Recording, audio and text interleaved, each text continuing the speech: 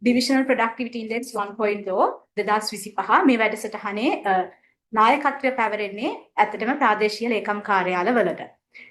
මේ වැඩසටහන ක්‍රියාත්මක කිරීමේ අරමුණ ගැන බැලුවොතින් අපි දන්නවා ලෝකයේ සලකා බලන ප්‍රධානම දර්ශකයක් වන Global Innovation Index එකේ 2024 වර්ෂය සඳහා ශ්‍රී ලංකාවට ලැබෙන්නේ රටවල් 133ක් අතරින් 89 වෙනි ස්ථානය. නමුත් ආයතනික අංශය නැත්නම් ඉන්ස්ටිටියුෂන්ස් වශයෙන් එහි සලකන ප්‍රධානම සංඝටක වලින් එකක් වෙන මේ කොටසට අපිට ලැබෙන්නේ අපි ලබාගත්තු 89 වෙනි ස්ථානයටත් වඩා පහළ තරම්. අපිට හම්බ වෙන්නේ 101 වෙනි ස්ථානය. ඒ විතරක් නෙමෙයි.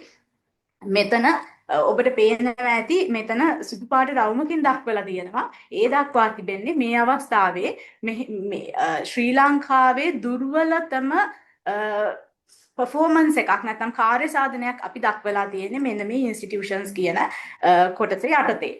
ඇත්තටම මෙතන සිද්ධ වෙලා තියෙන්නේ කොමක්ද කියලා අපි සලකා බැලුවොත් මෙතන තියෙන්නේ අපි වැඩ කිරීමක් රාජ්‍ය අංශයේ කාර්ය සාධනය ගැන තමයි මෙතන සලකා බලන්නේ. මෙතන තිබෙන්නේ අපි රාජ්‍ය අංශයේ නිවැරදිව කටයුතු කිරීම හෝ අපේ කාර්ය සාධනය දුර්වල වීමට වඩා මේ WIPO නැත්නම් World Intellectual Property Organization කියන ආයතනය මේ කාර්ය සාධනයට අදාළ තොරතුරු රැස් කරන්නේ ඒ අයට තියෙන accessible websites වලින්. ඒ කියන්නේ ඒ අයට online මේ කියන කරුණු තියෙන්න ඕනේ. නමුත් ඔබත් අපත් බොහොම මහන්සියෙන් හොඳ කාර්ය සාධනයක් දැක්වුවා වුණත් ඒ අයට වෙබ්සයිට් එකකින් මේ තොරතුරු ලබා ගන්න නොහැකියාව නිසා ඒ අය අපිට මේ විදිහේ දුර්වල කාර්ය සාධනයක් දක්වා තිබෙනවා. ඒ නිසා අපි කොයිතරම් හොඳ කාර්ය සාධනයක් දක්වන අවස්ථාවක වුණත් අපිට තවදුරටත් මේ දර්ශකයේ අපේ කාර්ය සාධනය ඉහළ නංවා ගන්න, අපේ රෑන්ක් එක ඉහළ නංවා ගන්න නම් අනිවාර්යයෙන්ම අපිට සිද්ධ වෙනවා අපි වෙබ් ඇක්සෙසිබල් විදියට අපේ කාර්ය සාධනය දක්වන්න. එතකොට ඒ අනුව තමයි මේ වැඩසටහන ගොඩ නැගෙන්නේ. අපේ අරමුණු වලින් අපේ ප්‍රධානම අරමුණ වශයෙන් Global Innovation Index එකේ අපේ ස්ථානය ඉහළ දමා ගැනීම තියෙන අතරෙම අපි පිළිගන්නවා ජාතික වශයෙන් අපිට තීරණ ගැනීමට සහ කාර්ය සාධනය මැන බැලීම සඳහා යම්කිසි ආකාරයක දර්ශකයක් අවශ්‍යයි.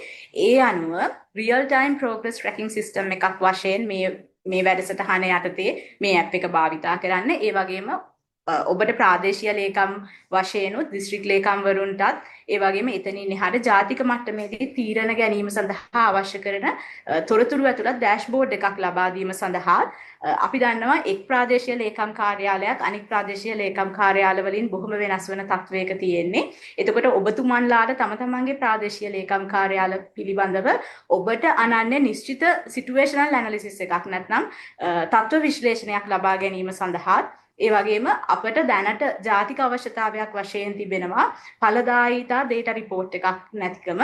එතකොට මේ විදියට ඵලදායීතා data report එකක් ලබා දීමටත් 2030 වෙනකොට මේ රජයෙන් තීරණය කරලා තියෙනවා සෑම රාජ්‍ය අංශයේ සෑම අංශයකටම 2030 වෙනකොට අනිවාර්යෙන් KPI දර්ශක සහිතව කාර්ය සාධනය මනවැලීමේ දර්ශක ලබා දෙන්න ඒ සඳහා වන ප්‍රථම ජාතික ආකෘතිය වශයෙන් මේ වැඩසටහන භාවිතා කරන්න. එතකොට ජාතික ඵලදායීතා ලේකම් කාර්යාලයෙන් මේ වැඩසටහන සඳහා දක්වා සකසා තිබෙන කාලසටහන මෙන්න මේ ආකාරයටයි තියෙන්නේ. 2023 වර්ෂයේදී අපි පළවෙනි නියම ව්‍යාපෘතිය සිද්ධ කරනවා.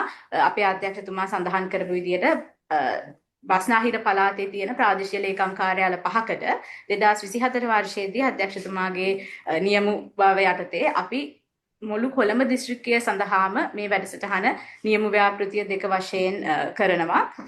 මේ වර්ෂයේදී අපේ අරමුණ වෙන්නේ DPI 1.0 වශයෙන් මුළු දිවයින පුරාම විසිරී සිටින සියලුම ප්‍රාදේශීය ලේකම් කාර්යාල සඳහා මේ සඳහා අවස්ථාව ලබා දෙන්න. එතකොට අපි බලාපොරොත්තු වෙනවා 2027 වර්ෂයේදී DPI 1.1 වශයෙන් ඔබෙන් ලැබෙන මේ ෆීඩ්බැක් එක සහ ඔබෙන් හම්බ වෙන සහභාගීත්වය මත පදනම වඩාත් දියුණු කරන ලද ආකෘතියකින් මේ වැඩසටහන තවදුරටත් ඉදිරියට ගෙන යන්න. දැනට මේ වැඩසටහනේ තිබෙන තත්ත්වය ගැන අපි සලකා බැලුවොත් අපි KPI 90ක් හඳුනාගෙන අර්ථ දක්වාගෙන අවසන් ඒවා 80ක් වළංගු කරණයට ලක් කරගෙන තිබෙනවා. නමුත් ඒවා අපි ඇප්ලයි කරන්නේ කොහොමද කියන එක සැබෑ වශයෙන් ඒක බේස් වෙන්නේ ඔබේ සහභාගීත්වය මත. ඒ අනුව අපි බලාපොරොත්තු වෙනවා 2027 වෙනකොට ඔබේ සහභාගිත්වය අනිවාර්ය කරමින් රාජ්‍ය පරිපාලන අමාත්‍යාංශය හරහා නිකුත් කරන යම්කිසි ඩිරෙක්ටිව් එකක් යටතේ අනිවාර්යයෙන්ම ලංකාවේ තියෙන සියලුම ප්‍රාදේශීය ලේකම් කාර්යාල සඳහා මෙම දර්ශකය ලබා දෙන්න. ඒ වගේම 2030 දී මම මුලින් සඳහන් කරපු විදිහට සෑම රාජ්‍ය අංශයේ සෑම අංශයකටම ලබා දෙන සම්මතකරණයට ලක් කරපු දර්ශකයන්හි පළවෙනි දර්ශකය වශයෙන් ඒ වෙනකොට ඉතාමත් හොඳින් මේ කටයුත්ත ස්ථාපනය කරගන්නට. මේ තියෙන්නේ අපට රාජ්‍ය පරිපාලන අමාත්‍යාංශය විසින් ප්‍රතිපත්තිමය අනුමැතිය ලබා දීපු ක්‍රමවේදය. ඔබට පේනවා මෙතන රතු පාටින් දක්වලා තියෙනවා DPI 1.0 2025 වශයෙන්. ඒ තියෙන්නේ මේ වර්ෂයේදී අපි අදාළ කරගන්නා ක්‍රමවේදය. එතකොට මේ වර්ෂයේදී සහභාගීත්වය අනිවාර්ය වෙන්නේ නැහැ. ඒක ස්වේච්ඡා පදනම මත තමයි සිදු වෙන්නේ. ඒ අනුව ඔබේ සහභාගීත්වය මත ඔබ විසින් මේ පද්ධතිය යටතේ තමන්ව ස්වයං ඇගයුම්කරණයකට ලක් කරගන්නවා. ඔබ විසින් ඇගයුම්කරණයට ලක් කරගත්තු ඔබ ඉදිරිපත් කරපු තොරතුරු ජාතික ඵලදායිතා ලේකම් කාර්යාලය විසින් වළංගුකරණයට ලක් කරලා ඔබේ ව්‍යාපෘති ඇගයුම්කරණයට ලක් කරනවා. නමුත් ඉන්පසු හැම වර්ෂ දෙකකටම වරක් අපි විශේෂයෙන්ම ජාතික ඵලදායිතා සම්මාන තරගාවලිය නොමැති අවුරුදුවලදී මේ වැඩසටහන නැවත ක්‍රියාත්මක කරනවා. 2027 වර්ෂයේ ඉඳගෙන රාජ්‍ය පරිපාලන ලේකම්තුමාගේ අනුමැතිය සහ ප්‍රතිපත්තිමය අවසරය අපිට ලැබී තිබෙන්නේ. අනිවාර්යෙන් ඔබ සියලු දෙනාම මේ තරගයට සහභාගී මේ වැඩසටහනට සහභාගී කරගන්න. එතකොට ඔබේ අනිවාර්ය සහභාගීත්වය යටතේ ඔබ නැවත තමන්ව ස්වයං ඇගයුම්කරණයට ලක් කරනවා. අපි මේ ලබා දීලා තියෙන වැඩසටහනේ තිබෙන නිර්ණායක අනුව අපි ඔබේ ඒ තොරතුරු සහ ව්‍යාපෘති විස්තර වළංගුකරණයට ලක් කරනවා. මෙතනට අමතරව එකතු වෙන පියවර තමයි අපි ඔබේ මේ ඔබ ඉදිරිපත් කරලා තියෙන තොරතුරු අනුව ඊටාම ඉහළ ලකුණු ලබාගත් ප්‍රාදේශීය ලේකම් කාර්යාලවල එම දත්ත නිවැරදි බවට සනාථ කරගන්න ඔබට නිරීක්ෂණ චාරිකාවක් සිද්ධ කරනවා. නමුත් අපිට සැප්තැම්බර් 10 වෙනිදා පැවැත්වුණු වැඩසටහනේදී දිස්ත්‍රික් ලේකම්වරුන්ගෙන් ලැබිච්ච ඉන්පුට් එක තමයි මෙතනට අමතර ස්ටෙප් එකක් පියවරක් එකතු කරන්න කියන එක. දිස්ත්‍රික් ලේකම් කාර්යාලවලිනුත් මේ කටයුත්ත වැලිඩේට් කරලා අපිට තොරතුරු ලබා දෙන්නම් කියන එක. ඒ අනුවසේ ඒ සඳහා අනුමැතිය රාජ්‍ය පරිපාලන ලේකම්තුමාගෙන් ලබා ගැනීමට අපි කටයුතු කරමින් සිටිනවා. ඒ පියවරත් ඊළඟ වර්ෂවලදී මේ සඳහා ඇතුළත් වෙනවා. මේ ඔබට පෙනෙන්නේ අපි සකසලා තියෙන PEIs නැත්නම් performance efficiency indicators ඔබේ ප්‍රාදේශීය ලේකම් කාර්යාලය ඇතුලේ තිබෙන අංශවලට බෙදා තියෙන ආකාරය. ඔබට පේනවා අපි ප්‍රධාන වශයෙන්ම සලකා තිබෙන්නේ ඔබේ අභ්‍යන්තර ක්‍රියාපටිපාටිය, ඔබේ බාහිර ක්‍රියාපටිපාටිය සලකා නැහැ. ඔබේ අභ්‍යන්තර ක්‍රියාපටිපාටිය තුලත් පහුගිය කාලයේ නිතර සිදුවුණු වෙනස්කම් අනුව අපි සමෘද්ධි බැංකු කියන අංශය නොසලකා හැරලා තියෙනවා මේ වර්ෂය සඳහා. ඔබට පේනවා අපි ඔබේ ආයතනාංශය, ඔබේ ගිණුම් අංශය, ඔබේ සමාජ සංවර්ධන හෝ ශේෂ්ත්‍ර නිලධාරී කියන අංශය, ඔබේ ක්‍රම සම්පාදන අංශය, ඉඩම් අංශය සහ රෙජිස්ට්‍රාර් අංශය කියන අංශ සලකා බලා තියෙනවා. එතකොට මේ PEI යටතේ අපි ඔබව ඇගයුම්කරණයට ලක් කිරීමෙන් පසුව විවිධාකාර ආකාරයට අපිට ශ්‍රේණි ලබා දීමේ හැකියාව තියෙනවා. එතකොට A ශ්‍රේණියට නම් 80% හෝ ඊට ඉහළත්, B ශ්‍රේණිය 79ත් 70ත් අතරත්, C ශ්‍රේණිය 69ත් 60ත් අතරත්, ඒ වගේම S ශ්‍රේණිය 50ත් 59ත් අතරත් වශයෙන් අපි ලබා දෙනවා. හොඳයි, මේ ඔබට දක්වා තිබෙන්නේ 2024 නියම ව්‍යාපෘතිය යටතේ අප විසින් එක් ප්‍රාලේ කාර්යාලයක් නිරීක්ෂණය කිරීමෙන් මේ වැඩසටහන සඳහා භාවිතා කළ නිර්ණායක යටතේ එහි කාර්ය සාධනය අපි අගයා තියෙන ආකාරය 2023 සහ 24 වර්ෂවල අපේ නියම ව්‍යාපෘති යටතේදී අපි සමෘද්ධි අංශයත් මේ අභ්‍යන්තර වැඩසටහන යටතේ සලකා බලපු නිසා මෙතන ඔබට දකින්න පුළුවන්කම තියෙනවා අංශ 7ක්. නමුත් දැන් අපි සලකා බලන්නේ අංශ 6යි. මේ කියන ප්‍රාලේ කාර්යාලයේ අංශ 7 කාර්ය සාධනය අනුව එහි අවසාන කාර්ය සාධනය වශයෙන් අපිට සටහන් වෙන්නේ 70%ක්. මේ දක්වා තිබෙන්නේ 2023 නියම ව්‍යාපෘතිය යටතේ ඒ සඳහා සහභාගී වෙච්ච ප්‍රාදේශීය ලේකම් කාර්යාල 5 කාර්ය සාධනය. අපි මේ අවස්ථාවේදී විශේෂයෙන්ම ස්තුතිවන්ත වෙනවා මේ ප්‍රාදේශීය ලේකම් කාර්යාල 5 වකට ප්‍රාදේශීය ලේකම්වරුන්ට ඔවුන් ඒ අවස්ථාවේදී මේ ව්‍යාපෘතියේ මූලික අධීර සාර්ථක කරගෙන මේ වැඩසටහනට සාර්ථක අඩිතාලමක් දක්වා ගැනීම සඳහා අපට අවශ්‍ය සහයෝගය ලබා දෙනවා. මේ තියෙන 2024 වර්ෂය සඳහා අපි කොළඹ දිස්ත්‍රික්කයේ සියලුම ප්‍රාදේශීය ලේකම් කාර්යාල සඳහා කරපු ව්‍යාපෘතිය මේ නියම ව්‍යාපෘතියේ දිස්ත්‍රික්කයක් වශයෙන් කොළඹ දිස්ත්‍රික්කයේ සියලුම ප්‍රාදේශීය ලේකම් කාර්යාල නිරීක්ෂණය කරා. ඔබට පේනවා එක් එක් ප්‍රාදේශීය ලේකම් කාර්යාලය සඳහා වන කාර්ය සාධනය අඩුවන අනුපිළිවෙලට අපි වගුගත කරලා තියෙනවා. මෙහිදීත් අපි ඉතාම ස්තුතිවන්ත වෙනවා කොළඹ හිටපු දිස්ත්‍රික් ලේකම්තුමාට සහ එවකට ඒ ප්‍රාදේශීය ලේකම් කාර්යාලවල ප්‍රධානීන් වශයෙන් හිටපු ප්‍රාදේශීය ලේකම්වරුන්ට. එතකොට ප්‍රාදේශීය ලේකම් කාර්යාල සියල්ලේම අවසාන කාර්ය සාධනය අනුව කොළඹ දිස්ත්‍රික්කයේ ප්‍රාදේශීය පරිපාලන දර්ශකයේ අවසාන අගය වශයෙන් 69ක් දක්වා තිබෙනවා. ඔබට පුළුවන්කම තිබෙනවා මේ කාරණයට අදාළව අප විසින් පළ කරපු ප්‍රකාශනය අපේ NPS ඔෆිෂියල් වෙබ්සයිට් එකේ පබ්ලිකේෂන්ස් කියන මෙනුව යටතේ බැලුවොත් ඔබට ඒක ලබා ගන්න පුළුවන්. නමුත් මම මේ අවස්ථාවේ සමාව ඉල්ලනවා මගේ දෙමළ භාෂාව කතා බහ කරන සහෝදර සහෝදරියන්ගෙන් මේ ප්‍රකාශනය සිංහල භාෂාවෙන් පමණයි නිකුත් කළේ කොළඹ දිස්ත්‍රික්කයට අදාළව නිකුත් කළ බැවින්. ඒ අනුව මේ තියෙන ඔබ විසින් මේ අපේ වැඩසටහනේ මොබයිල් ඇප් එකට මොබයිල් and PC ඇප් එකට තොරතුරු එකතු කරාට පස්සේ ඔබේ ප්‍රාදේශීය ලේකම් කාර්යාලය සඳහා ලැබෙන අවසාන ප්‍රතිඵලය අපි descriptive statistical ක්‍රමවේදයට ඔබට වගුගත කර ලබා දෙන ආකාරය. ඒ අනුව මෙතන අපි විශේෂයෙන් බලාපොරොත්තු වෙනවා දිලේ කාර්යාලවලින් යම්කිසි කාර්යභාරයක් ඒ අය විසින් තමයි මේ කටයුත්ත ඔබ වෙනුවෙන් පරිපාලනය කරන්නේ, ඔබ වෙනුවෙන් මේ කටයුත්ත පිළිබඳව අවශ්‍ය මාර්ගෝපදේශය ලබා දෙන්නේ.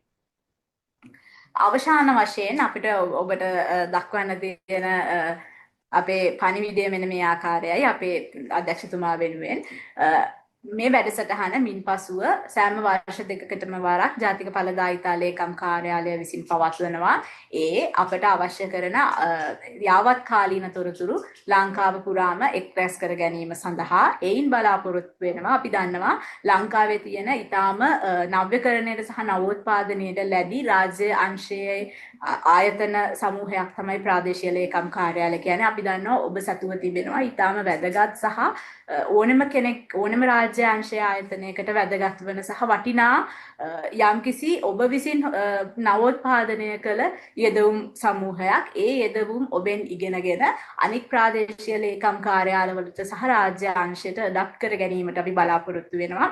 ඒ වගේම අපි රාජ්‍යාංශයේ ආයතන වශයෙන් සම්මතකරණයට යන අවස්ථාවේදී අපි 100%ක් සියලු දෙනාම එක ආකාරයට කටයුතු කිරීමේ අවශ්‍යතාවයක් තිබෙනවා.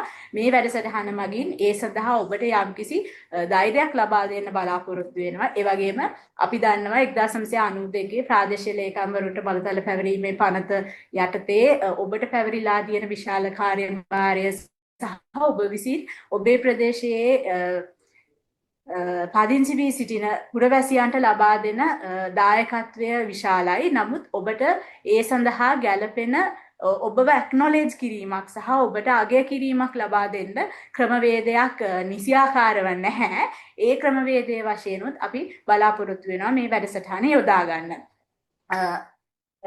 ඒ අනුව ඒ වගේම අපිට ඔබ දන්නවා සැප්තැම්බර් 10 වෙනිදා අපේ අධ්‍යක්ෂතුමා සඳහන් කළා වගේම දිස්ත්‍රික් ලේකම්වරුන්ගේ මේ සඳහා වන හඳුන්වා දීමේ සැසියත් සැප්තැම්බර් 12 වෙනිදා දිස්ත්‍රික් ලේකම්වරුන් තෝරාගත් ප්‍රාදේශීය ලේකම් කාර්යාල දෙක බැගින් ප්‍රාදේශීය ලේකම් කාර්යාල 50කට මේ පිළිබඳ හඳුන්වා දීමේ සැසියත් පැවැත්වුණා. ඒ අනුව විශේෂයෙන්ම අතිරේක දිස්ත්‍රික් ලේකම්වරුන් විසින් අපට ඔවුන්ගේ දායකත්වය ලබා දුන්නා මේ වැඩසටහන තවදුරටත් දියුණු කරන්න. එතුමන්ලාගෙන් ලැබිච්ච දායකත්වය අනුව අපි මේ වැඩසටහන තවදුරටත් සංවර්ධනය කරගෙන තිබෙනවා. විශේෂයෙන්ම එතුමන්ලා අපට සඳහන් කළා ප්‍රාදේශීය ලේකම්වරුන්ට මේ අවසාන තොරතුරු එන්ට කිරීම දක්වා පළමු තොරතුරු එන්ට කිරීමේ සිට අවසාන තොරතුරු එන්ට කිරීම දක්වා සියලු තොරතුරු එන්ට කරන ආකාරය ප්‍රාදේශීය ලේකම්වරයාට ඒ අවස්ථාවේදීම දැක බලා ගැනීමට හැකියාව ලබා දෙන ආකාරයට එතුමාට විශේෂ ගිණුමක් හදලා දෙන්න කියලා ඒ සඳහා කටයුත්ත අපි සිද්ධ කරලා තියෙනවා.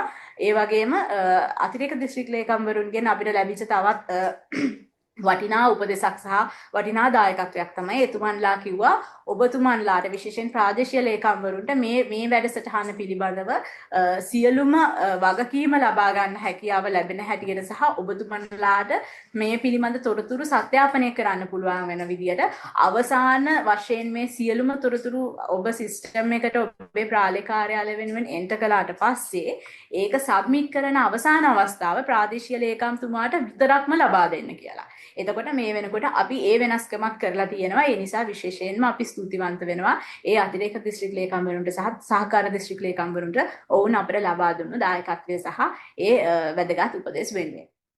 මේ වෙද්දි මම හිතන්නේ මේ තොරතුරු ඔබේ සියලුම ඵලදායීතා සංවර්ධන නිලධාරීන් සතුව තිබෙනවා. ඔබට මේ වැඩසටහන සම්බන්ධයෙන් යම් කිසි ආකාරයක නිර්ණායක පිළිබඳව හෝ මේහි ඇප් එක පිළිබඳව යම් කිසි කරුණු දැන ගැනීමට හෝ යම්කිසි ආකාරයක සහයෝගයක් අවශ්‍ය වෙනවා නම් ඔබට පුළුවන්කම තියෙනවා මට එහෙම නැත්නම් අපේ තොරතුරු තාක්ෂණ නිලධාරී චිත්‍රා ගුණතිලක මහත්මයාට නැත්නම් අපේ මේ සම්බන්ධයෙන් කටයුතු කරන දේශප්‍රිය චන්ද්‍රසේකර මහත්මයාට අමතන්න.